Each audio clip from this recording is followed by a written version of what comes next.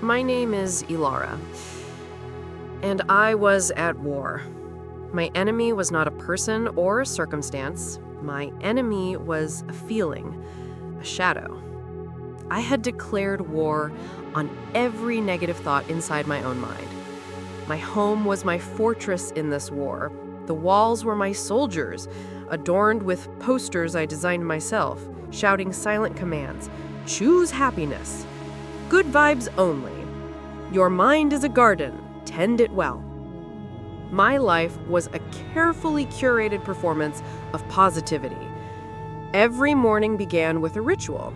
I would stand before the mirror and force a smile until my cheeks ached. I would repeat my affirmations.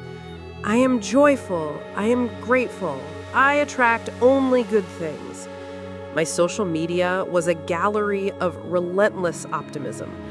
Bright colors, wide smiles, and captions that spoke of silver linings and beautiful journeys. But a fortress is not built to keep things out, it is built to keep something in. And behind my smile, behind the perfectly arranged smoothie bowls and sun-drenched selfies, I was imprisoning a tidal wave of grief. 3 months earlier, I had been laid off from my dream job, the work I had poured my soul into for 5 years.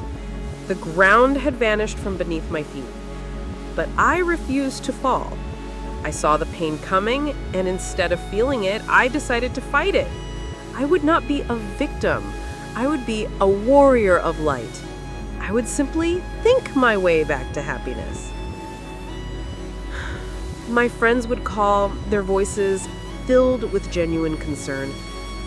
Elara, how are you really? I would cut them off with a bright, brittle cheerfulness. It's a new opportunity, a chance for a fresh start. Everything happens for a reason. I could feel their hesitation on the other end of the line, the unspoken words they wanted to share, but my positivity was a wall. It left no room for their empathy and no room for my own truth. I would scroll through my feed and see a former colleague announce a promotion at the company that had discarded me. A hot, bitter wave of envy and rage would rise in my throat. I would quickly suppress it, typing out a comment filled with exclamation points and heart emojis. Congratulations! So deserved. Each word was a small betrayal of myself. Each suppressed emotion was another prisoner locked in the dungeon of my mind. But you cannot fight a war against a part of yourself and hope to win. You can only exhaust yourself. The cracks in my fortress began to appear. My forced smiles felt like grimaces. My affirmations sounded like lies. The colors in my designs seemed to mock me. I was a soldier running out of ammunition, surrounded by the very shadows I had tried to destroy. The breaking point came on a quiet Tuesday afternoon. I was working on a new poster, my most ambitious yet. It was to be a masterpiece of minimalist inspiration. A single word, floating in a sea of vibrant color. Joy. I drew it again and again, in script, in block letters, in sunshine yellow, in serene blue. But every version looked wrong, false. It felt like a cruel joke. The word joy began to blur through the tears I refused to shed. I gripped my stylus, my knuckles white, chanting my mantra under my breath. I choose happiness. I choose happiness. I choose happiness. But the prisoners in my mind had finally gathered their strength.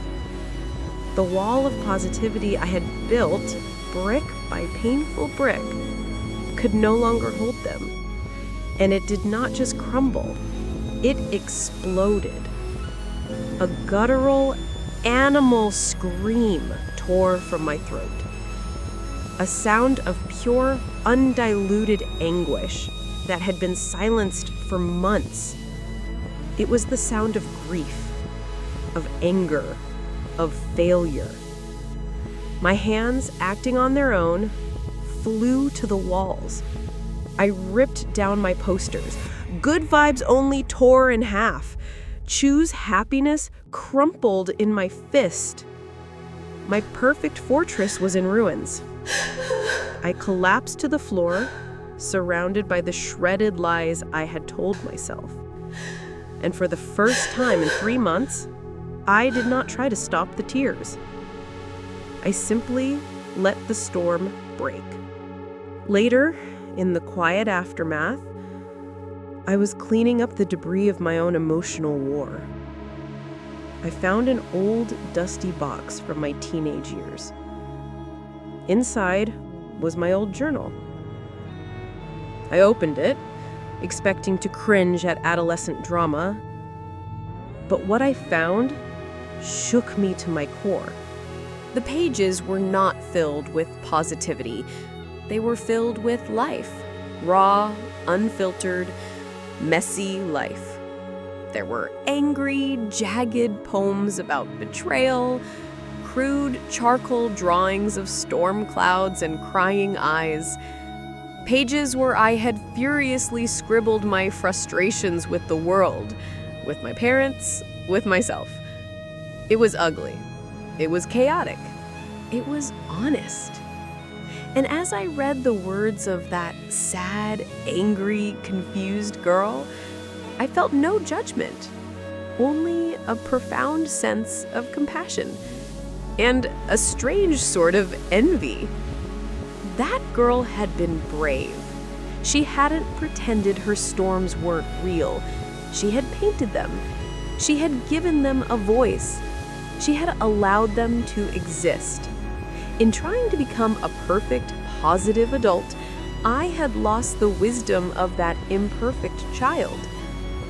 I took out a fresh canvas, but this time, I didn't reach for the bright yellows or serene blues. I reached for the deep indigos, the stormy grays, the angry reds. I didn't try to draw a sun. I drew a thundercloud. I drew a cracked heart. I drew a screaming mouth. I wasn't trying to create an inspirational poster. I was just telling the truth. And for the first time in months, I felt something better than happiness. I felt relief. My new art is different.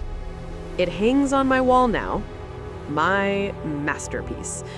It is a painting of a tumultuous, stormy sea. The waves are dark and threatening. The clouds are heavy and gray. It is not an easy image to look at, but if you look closely, right on the horizon, through a small break in the clouds, a single, stubborn ray of sunlight shines through. Beneath the painting, there is a single word. Not joy, not pain, just and. True strength is not the ability to ignore the storm. It is the courage to stand in the middle of it and say, I am still here. True positivity is not the denial of darkness. It is the unwavering faith that light can exist even in the middle of it. Life is not a choice between the sun and the rain.